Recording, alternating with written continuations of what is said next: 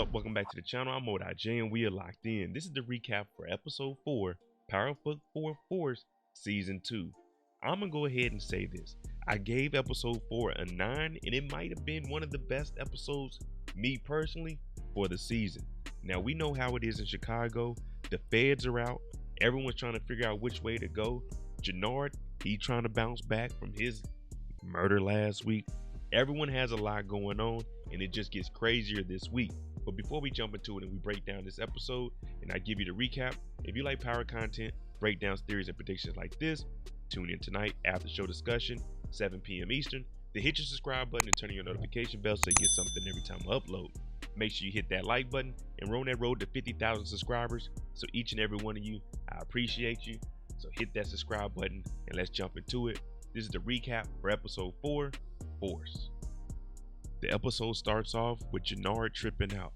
Now we know he killed Little K because of everything that went down and he thought that Little K was wearing a wire, but Little K was actually loyal. Well, he's having flashbacks. He's on drugs still. Janard, he looks up and he sees Little K. He's losing it right now. It's bad for Janard. Remember, he's down on that H right now. He's really hallucinating and he's nervous. And there's a reason why Janard is nervous, because Bobby DeFranco is looking for the killer of Little K. He's also looking for Tommy Egan. Now the feds, they've been connecting dots and they're putting things together. This task force is actually up and running. Bobby DeFranco, he's putting boots on the ground. If there's something that needs to be found out, he will be the one to go and do it. Now he wants full surveillance on Tommy Egan and see where he's at, because he's thinking all of these murders are linked to each other, because all of these criminal organizations, Tommy is the linchpin. We get Tommy, we can potentially get each and every one of these organizations off the streets. Tommy upholds his end of the bargain with Maria Garcia, aka Miguel, the cartel boss's little sister.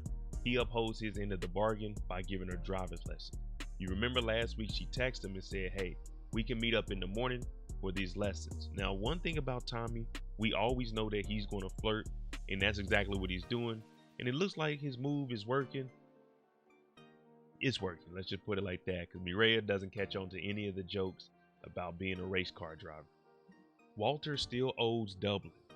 He owes Dublin, and Paulie is his right-hand man, the guy that's supposed to look out for him. Now, we've always known Paulie to be very loyal, and when he makes these decisions, he's actually trying to help Walt out. But Walt is saying, I owe some money, I'm gonna pay my debt. That's one thing I'm going to do. I'm not fearful of anybody. Paulie wants him to ask for extra time to be able to make this deal go down correctly. But Walt, he's not standing for it, and he's standing on his 10 toes because he's a fucking Flynn. During the driver lessons, Tommy's gonna be Tommy. Of course, he's helping her learn how to drive. He's letting her know that everything comes together in order to make this work. Now, the way he's wording it is Tommy being Tommy, a little flirty. So she's saying, are you teaching me about driving or something else? Now, while they're having a grand old time riding around the parking lot doing about 45, the feds are taking photos. DeFranco put his people out there. They're taking photos. They drive off the street. The police, they get behind them. They start chasing them. But Mireya, she became an expert in one day.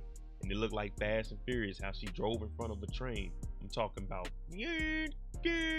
straight through. Mireya is a pro. And the feds, they got photos. They're going to link this all together. At the beginning of the episode, we seen Janard tripping out. That's because he just killed Little K and he was on them drugs. When he goes to the warehouse, they got to get back to work and put more dope on the streets, or it's going to be bad for him.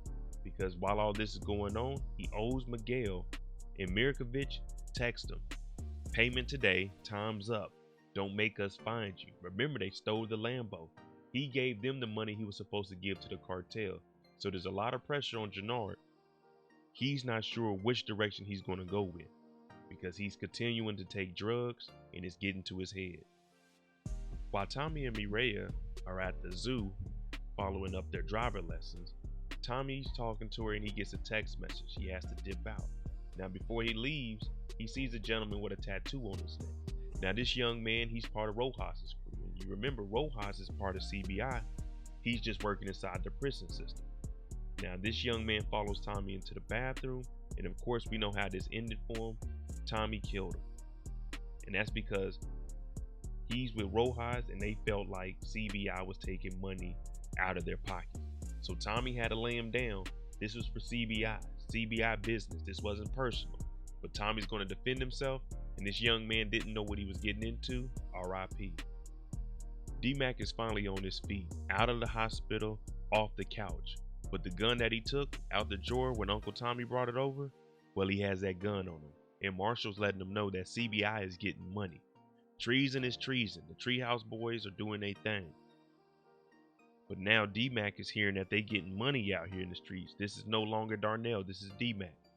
He says, look, I'm glad you looked out for me, Marshall, but I got a gun and I'm never going to get caught slacking. Now, some ladies walk up, and of course, Marshall trying to shoot his shot. You got to. He gets shot down. D-Mac, he might actually have a chance. So he tries to holler at the girl. She said, you get right. Her number's still the same. So D-Mac is really thinking about getting back in the streets. We haven't seen Bennigan since last season when we knew that his sister was sick and he came over to get the money out the safe. Well, he pops back up this episode and he's telling Diamond we still have business together. You sold drugs back in the day. My sister got sick from it. You're going to have to pay. So Bennigan wants to up the money. A couple thousand here, a couple thousand there, and he needs it by tonight. His sister is getting sick. Now Tommy Egan is about to pull up. He looks through the window and he sees him talking to Bennigan. So in his mind, he's thinking that someone is telling. But Diamond is letting Bennigan know, listen, I can get you some money, but the money that you're asking for in a little short period of time, I might not be able to get. But Bennigan, for him to just show up and ask for money, he really needs it, and no is not an answer. I told you, Bobby DeFranco is not playing around. Now, if you remember back in season 1, when Tommy and Vic were rolling around the city together, they went to that private party and they killed the DJ. Well, remember there was a woman in there. Well, the feds have her and they're asking about that body. Now, she confirms that Vic was there. She identifies Vic and says he was the one that did it, and there's another guy there. DeFranco is asking all the questions because he's probably going to link it to Tommy Egan, but she doesn't know the name or remember the face. Stacy Marks tries to hint at it, but DeFranco, he's by the book, and he tells her you can't do that. But this does give them some suspicion that Tommy was involved with this murder. So there's a lot of bodies in the city, and there's one man trying to take all of these people down. His name is Bobby DeFranco. The young lady takes D-Mac up on the offer of going on a date. Now her friend, she doesn't want him to go because D-Mac dropped out of school. D-Mac's been shot. Basically, D-Mac's a street guy and she doesn't want her friend to go off. But her and D-Mac, they have a little relationship. They used to talk back in the day, but it didn't fall through. So she tells him, you and I can go out. You just got to clean up your hair a little bit. So D-Mac, he's happy. He's finally about to go on a date. He's up, on his feet, out and about. He's living the life now. Diamond has been training the young man whose mother dropped him off. His name is Leon. Remember, he gave the speech in front of the Stop the Violence. They ended up jumping him. So Diamond is in here and he's teaching them the basics, getting them some endurance, some conditioning to get him prepared to run because he's not going to be able to fight these kids off. But Diamond starts talking a little bit about his childhood and how his dad was basically a drill sergeant and how he was tough on the kids and making them do what needed to be done. He's building character for Leon because it seems like his mother might be a single parent. So Leon, he has him a new mentor, but Diamond doesn't have time for this because he needs to go get the money for Bennigan. Claudia's been trying to convince her brother Vic to join her alliance and go against Walter, but it hasn't been working that way because Vic is with Walt, but remember, Vic killed Michael, so Walt's a little mad at him. So what does Claudia do? She bosses up and she makes her own decision. She goes to sit down with the Serbs, who Walter already doesn't like, but lets Serbs, Mr. Mirkovic know, this deal is going to be on me. I'm going to be leading this deal. And if you don't do it, then we'll go work with someone else. She also tells Mirkovic that Treason and CBI are still together to make it seem like they're playing Mirkovic. So he's listening to this, and Claudia, she knows she got him exactly where she wants him. he's going to have to get on board with this, because this kind of looks like if he keeps pressuring Treason, CBI might jump in and help out. And who's with CBI? Tommy Egan. Janard owes a lot of people money, and McDowell's trying to collect. Mirkovich is trying to collect. Well, when he goes to McDowell's place, it's almost the end of him. He doesn't have the money. That's a sign of disrespect. And you can kind of tell that he's high. They put him in a chokehold. McDowell threatens to cut out one of his eyes so he could see better. If Miriam doesn't show up to give McDowell his medicine for his diabetes, his insulin, well, we almost said RIP to Janard. They were about to get rid of Janard right here. Miriam comes in, she gets upset that she sees this nonsense, but she's trying to save McDowell's life. McDowell takes the knife down, wipes Janard's shoulders off, and tells him, I'm just playing. After putting him in a chokehold and a knife to the face, that had to be a scary moment for Janard. Tommy spotted Diamond talking to Bennigan inside of the barbershop, so he started to follow Diamond to see what's going on. Well, Diamond gets in the car with Bennigan to give him $50,000. Bennigan's talking bad to him, but he has the upper hand because he's the law. Tommy confronts Diamond right after it with a gun and asks him, what do we do to snitches in Chicago? Now, Diamond is saying, I'm not snitching, and he breaks down what was happening. Tommy says, listen, the feds are potentially on us. Everyone needs a burner phone. They're going to rotate phones. And what they mean by that, you have a phone, maybe 2-3 days, no longer than a week. You use it, boom, get rid of it, break it in half, SIM card, break it in half, new phone, hit the block. It's not looking good for Janard. He just left McDowell's, got shooken up. Just last week, the Serbs took the Lambo.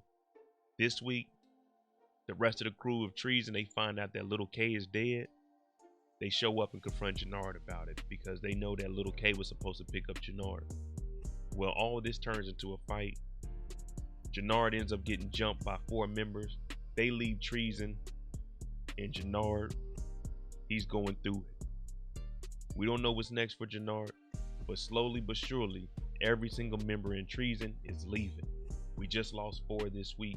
We already lost 2, Chewy and Little K. It's getting ugly out here for Janard, and this is going to drive him right back to the drugs. Paulie's continuously tried to look out for Walter, his best of interests. During this episode, he told him, let's try to get an extension. Paulie took it upon himself to go talk to Brendan Doyle and give him some money to give it an extension. Now, once Walter finds out about this, he goes straight to Paulie's house and he relieves him of his duty, basically saying you're fired from the Flynn family organization, because he feels like Paulie went behind his back and he was jealous of the power that Walter Flynn had. In reality, he was just looking out for Walter. But Walter doesn't see it this way, and he's losing his mind. Claudia explains to Vic everything that's going on and potentially working with Mirkovich and the Serbs. He's looking like, man, I don't know about this. I don't want to turn on Dad. Now, she's convincing him, instead of someone else killing him or him dying slowly, you and I take him out. Claudia, Vic are planning to take out Walter Flynn. Because if they take Walter out, they can take over control of the organization, make their deals with the Serbs, get their money, their power, and for Vic, get Gloria's club back. Tommy and Mireya had a whole day of fun. Driver lessons, the zoo, catching a body, and now it's a dinner date at the house. Well, it's about to go down. But Diamond texts Tommy and tells him, we need you at the shop in 20 minutes because Bennigan's coming back over there and they need to make this exchange go down. Negotiations are on the table. Tommy and Diamond are at the barbershop. Bennigan comes down into the basement to collect his money. Now Tommy tells him, listen, you can take that $50,000 or you can walk out of here with $200,000. We need you to work for us. Now Bennigan, he wants to be a good cop, but we know that he's a dirty cop, and he tells him, I'm not working for no drug dealers. I could kill both of you right now and burn this place down. Now you are working for drug dealers because you're extorting them. Now you're not working for them, you're working with them, but either way you will go to jail for this. Now he has a gun pointed at both of them, and he means business. He's not playing around. Boom! That's all you hear. D-Mac shoots Officer Bennigan in the back of the head. Tommy and Diamond are like, what the hell are we about to do now? D-Mac was supposed to be coming over here to get his hair cut to go on a date. Instead, he caught a body. Officer Bennigan. I don't know how this is going to play out, but Force, you did your job, and I've give this episode a 9. Alright, there you go, episode 4, the recap. Let me know what you think about this. Is Walter Flynn going to get out of this little assassination attempt from his kids, Claudia and Vic? Is D-Mac going to get from up under this body? And is Janard ever going to get off of that stuff? Let me know what you guys think about this episode. I'm Mo.J. Make sure you tune in tonight, 7 p.m. Eastern, for the live after show discussion where I break down each individual character and tell the story behind the story. Man, I'm on that road to 50,000 subscribers, so I appreciate each and every one of you. Hit that subscribe button if you haven't. Hit that like button if you don't see this at 100 likes. My name is Mo.J. Thanks for watching. I'm out.